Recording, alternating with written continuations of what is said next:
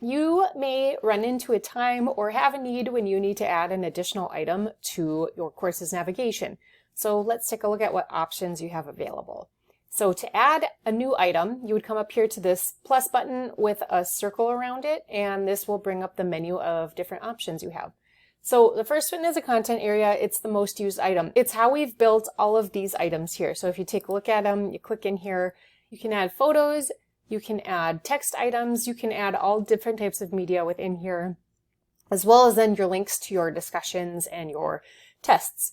So to add one, you would just select content area and give it the name that you'd like. So maybe we do final paper in this instance. And we want to make it available to users, and we'll hit submit.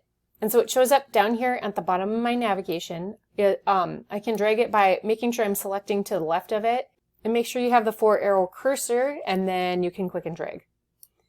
Also, you'll see this little icon here. It's a box. If you notice the tooltip, it says this link has no content. And so we'll click on there, and then you'd come into this page and you'd add your content. So whether it's an item or a file or an image. So that's what a content area can do. The next is a module page. A module page is basically the home page, so there's really no need to add another one. The blank page tool seems to cause a lot of issues in this version of Blackboard, so I do not recommend using that.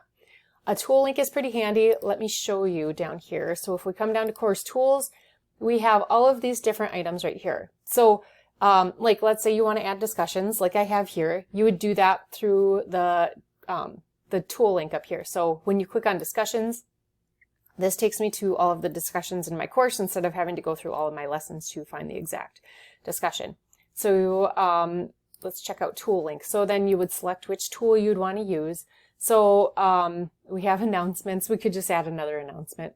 You can link directly to Blackboard Help. We have a lot of these very specific tools up here.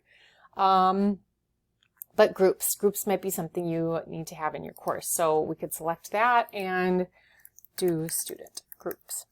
And so again, any type of tool that you want to have, you can sure add that here, and then you can decide if you want to make it available to your students or not. In this case, I wouldn't, because if students are in groups, it will actually appear on their own navigation. We'll get into that in another video. Let me hit submit, and so now my new tool is down here.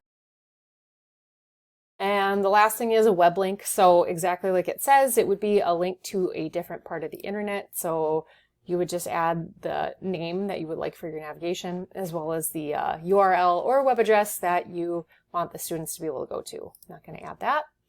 And a course link. So this is a link to another part of your course. Doesn't really make a lot of sense because all of the access would be done right through here. I could see if you're in a different course and you'd want to link to this one, but that is really not possible here. So again, another tool I wouldn't, or another link I wouldn't recommend using. And a subheader would be like if you wanted to add like a little name here. So it's not a link.